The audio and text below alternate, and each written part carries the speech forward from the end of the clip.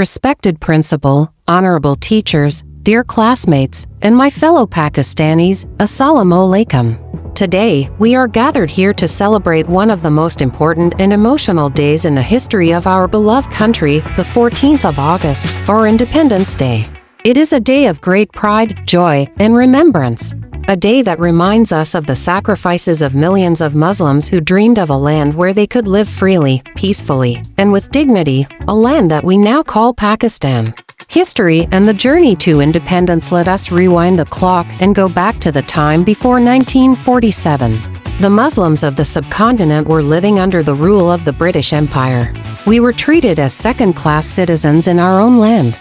Our religious beliefs, culture, language, and values were under constant threat. The Hindu majority and British rulers tried to suppress us politically, socially, and economically. But in the midst of hopelessness, a visionary leader rose and gave us direction, the father of the nation, Quaid-e-Azam Muhammad Ali Jinnah.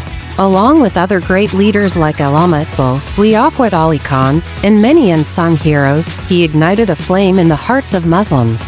Allama Iqbal dreamed of a separate homeland for the Muslims, where they could practice their religion freely. And Quaid-e-Azam made that dream come true with his tireless efforts and unshakable belief in unity, discipline, and faith. Through the platform of the All India Muslim League, and after years of political struggle and countless sacrifices, the Muslims of the subcontinent finally achieved independence on the 14th of August 1947.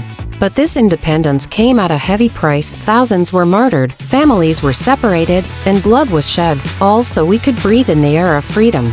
What does independence mean to us? Dear friends, independence is not just about waving flags, decorating streets, or attending ceremonies. It is about realizing the responsibility that comes with freedom. It is about fulfilling the dreams of our forefathers who laid down their lives for this land. Ask yourself, are we truly living in the Pakistan that Quaid-e-Azam and Allama Iqbal dreamed of? Are we working hard to make Pakistan better every day? Are we fighting against injustice, corruption, and inequality?